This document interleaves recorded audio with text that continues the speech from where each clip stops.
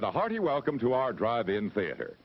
We have a wonderful evening's entertainment lined up for you, one that will provide several hours of pleasurable relaxation and diversion for you and your family. Did you fail to dress up for tonight's show? No tie, an old shirt and slacks, a house dress? Well, don't give it a thought. We're glad you came as you are. We just want you to enjoy yourself.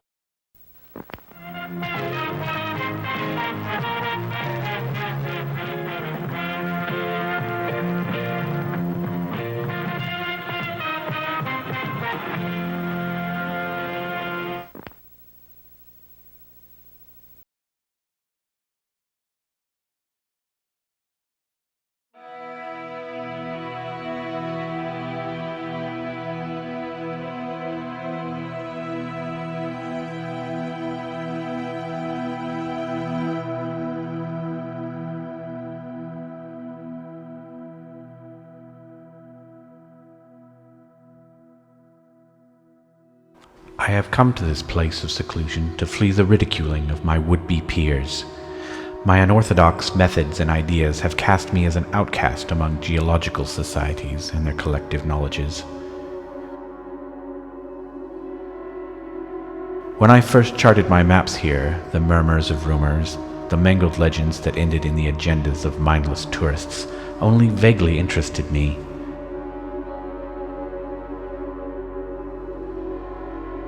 But this place is assuredly something more than just a secret fishing hole tucked away from the world.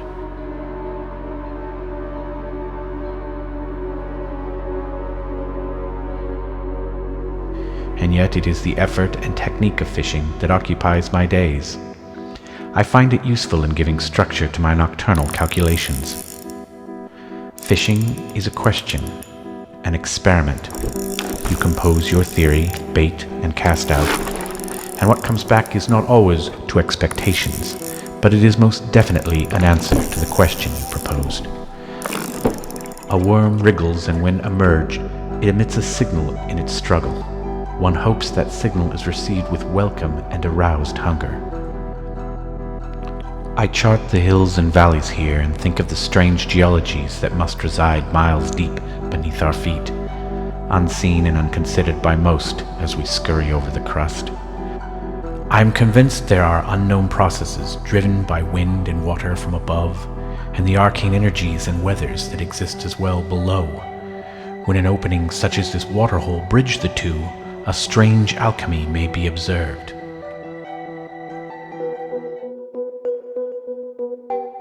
I walk alone beneath the wide open mouth of all the stars I can see and cannot see. The vast sky, its lights against the water's surface and the silvered fish within. I think how these reflections, they had come from the stars, and they had brought their images with them to me now, here, so very far away.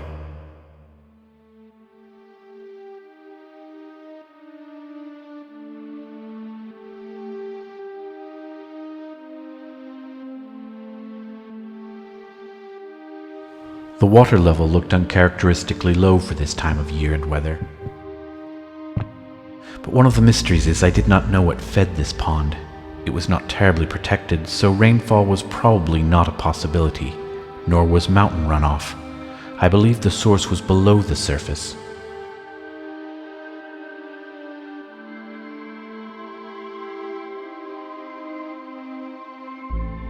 The weeks go by, and I know this is no drought. The weather has been gray and overcast, and humidity quite normal for this time of year, and yet the water fell another 30 feet this week.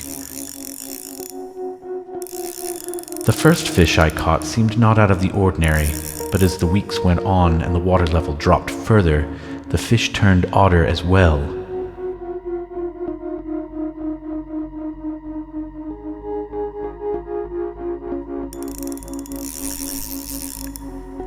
It was 2 weeks in and the water could no longer be seen, and my fishing pole returned something very strange.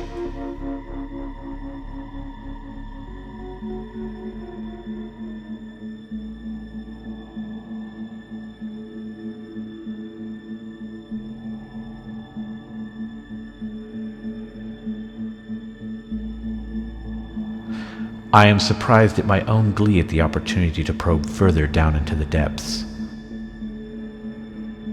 This strange exchange of objects grows more curious, and my choice of baits attempts to match the peculiar particulars. A line drawn between 2 points, driven and motivated by gravity, and when it encounters another compelling force, the outcome is a dance of equilibriums until one of the forces relents or a stasis is met.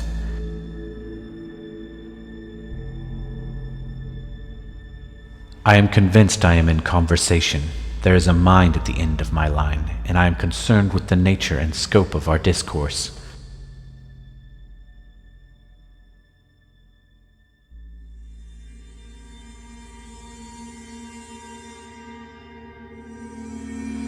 With a heavy pulse threatening to erupt from my pores, I attach my own theories to the end of the line and lower it into the soft black shadows.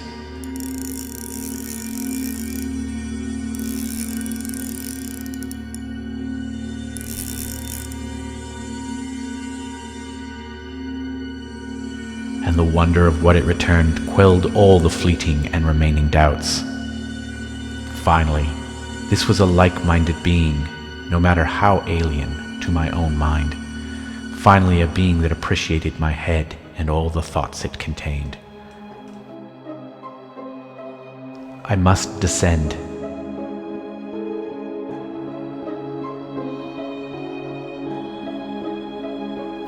I throw my rope down and make my way along the rugged, chewed-up, weathered and worn rock. The walls turn shiny and strange, then turn stranger still, and my heart races mad.